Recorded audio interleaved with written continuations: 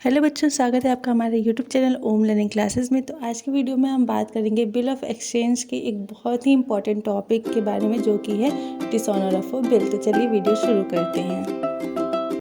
तो सबसे पहले हम ये समझेंगे कि डिसऑनर ऑफ बिल यानी कि बिल का अनादर होता क्या है। तो जैसे कि मान लीजिए दो व्यक्ति हैं, ठीक है, एक है ए और दूसरा है बी। ए ने क्या किया, बी को माल बेचा है, तो इसलिए क्या होगा कि ए की बुक में सेल्स की एंट्री हो जाएगी, ठीक, और बी की बुक में परचेज की एंट्री हो जाएगी। फिर अब इन्होंने माल खरीदा और बेचा, तो क्या हुआ कि बी ने एक 3 माह की जो विपद है उस पर स्वीकृति दी। तो स्वीकृति देने की एंट्री यहाँ पे इनकी बुक में इन्होंने बिल की स्वीकृति लेने की एंट्री कर दी और इनकी बुक में बिल पर स्वीकृति देने की एंट्री हो गई, ठीक है। अब इसके बाद क्या हुआ कि जब 3 महीने बाद जो हमारा ए है वो बी के पास गया, तो बी ने कहा कि हम तुम्हारे बिल का भुगतान नहीं करेंगे, या फिर बी ने साफ मना कर दिया कि हम बिल का भुगतान नहीं करेंगे। तो इस केस में क्या हो गया कि बिल का पेमेंट ए को नहीं मिला। तो बिल का पेमेंट ना मिलने को ही हम कहते हैं बिल का अनादरण यानी कि डिसऑनर ऑफ बिल। ओके, तो सिंपली अगर हम कहें कि बिल के अनादरण का आशय क्या होता है, तो बिल के अनादरण का सिंपली आशय ये हुआ कि बिल का भुगतान ना होना।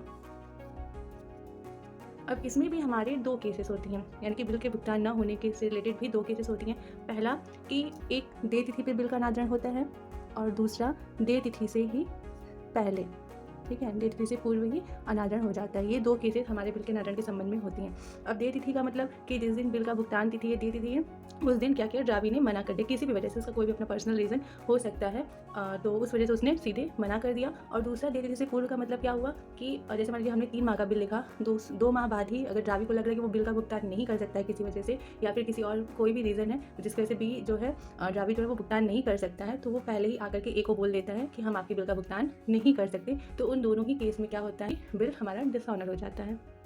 तो जब बिल अनादित हो जाता है, चाहे किसी भी केस में, दोनों में से कोई भी केस हो, तो जो ए है, जो हमारा ड्राइवर है, अब वो चुप तो बैठेगा नहीं, क्योंकि भाई उसका पैसा है, तो उसका पैसा तो उसको वापस चाहिए। तो वो क्या कर सकता है कि वो सीधे कोर्ट के पास जा सकता है कि कोर्ट हमारा पैसा हमें वापस कराए। लेकिन अब ऐसे केसेस में क्या होता है कि कोर्ट का बहुत सारा समय क्या होता है, ख़राब हो जाता है। तो इसके लिए कोर्ट ने क्या किया है, एक लीगल अधिकारी को नियुक्त किया हुआ है जिसका नाम है नोटरी पब्लिक, ठीक है, नोटरी पब्लिक, या फिर इसे हम हिंदी में कहते हैं नोटरी अधिकारी।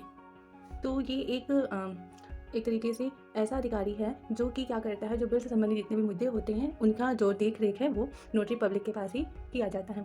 तो अब क्या होगा कि जो ए है वो जाएगा नोटरी अधिकारी के पास अपना बिल लेकर के कि इस हमारा ये जो बिल है इसका भुगतान बी ने नहीं किया है। तो नोटरी अधिकारी फिर जाएगा बी के पास, वो उनसे समझेगा कि क्या आपने इस बिल का भुगतान नहीं किया है। तो अगर बी पेमेंट देने से मना कर देता है, तो नोटरी अधिकारी क्या है, बी पर लीगल कार्रवाई कर सकता है, और अब इसके बाद ए जो है वो चाहे तो कोर्ट में जा सकता है। लेकिन सबसे पहली जो जांच होती है वो नोटरी अधिकारी ही करता है कि इस बिल का पेमेंट सचमुच में मिला है या नहीं मिला है। अब क्योंकि कोई भी लीगल कार्रवाई करनी है, फिर कोई भी कानूनी कार्य करना हो, तो उसके लिए हमें चार्जेस देने पड़ते हैं। तो जब भी बिल के डिसऑनर से संबंधित कोई भी चार्जेस लगते हैं, कोई भी कार्य नोटरी अधिकारी करता है, तो वो अपना चार्ज लेता है। तो उस चार्ज को हम कहते हैं नोटिंग व्यय या फिर नोटिंग चार्जेस। और ये नोटिंग पे जो होता है वो कौन देता है नोटरी अधिकारी को, जो ड्राइवर होता है वो, क्योंकि वो जाता है, ड्राइवर जाता है नोटरी अधिकारी के पास इस चीज़ के नोटिंग कराने कि उसके बिल का पेमेंट नहीं हुआ है। तो ये जो पेमेंट है नोटिंग व्यय का, वो ड्राइवर ही नोटरी अधिकारी को करता है। हालांकि बाद में ड्राइवर ये जो फीस है वो ड्रावी से वसूल कर लेता है, क्योंकि उसकी वजह से ही उसे क्या करना हुआ, नोटरी अधिकारी के पास जाना पड़ा। तो ये तो बिल के डिसऑनर से रिलेटेड कुछ बहुत ही समझने वाली बातें थी। अब अगर हम बात करें जर्नल एंट्री से रिलेटेड कि जो ड्राइवर है और ड्रावी है उनकी बुक में जर्नल एंट्री क्या होती है बिल के डिसऑनर की, तो जैसा कि हम जानते हैं कि जो ड्राइवर है वो बिल का क्या कर सकता है, 4 प्रकार से यूज़ कर सकता है। तो पहला है बिल देय तिथि तक अपने पास रखना, दूसरा है कि उसे बिल को बैंक से भुना लेना, तीसरा यूज़ कर सकता है कि वो बिल को बेचान कर सकता है, और चौथा बिल को बैंक के पास एकत्रीकरण के लिए भेज सकता है।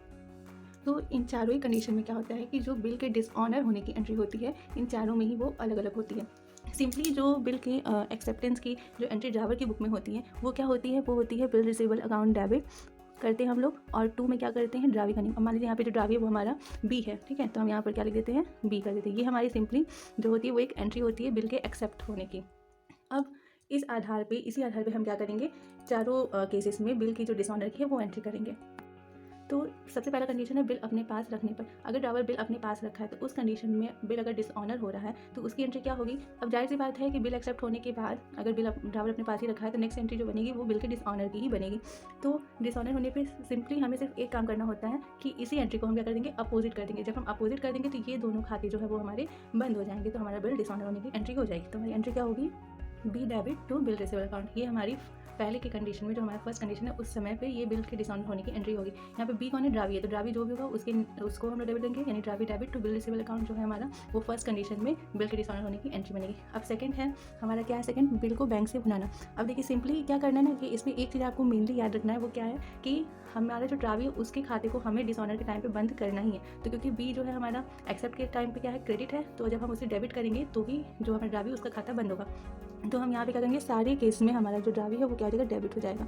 ठीक है, हर केसेस में जो ड्रावी है वो हमारा डेबिट करेंगे। अब क्रेडिट में हम किसे दिखाएंगे, अब क्योंकि हमने यहाँ पे क्या किया, बैंक से भुनाया है, तो यहाँ पर बैंक है तो यहाँ पर हम क्या कर देंगे, यहाँ पर टू बैंक हो जाएगा। भुनाने केस में हम टू बैंक दिखा देंगे।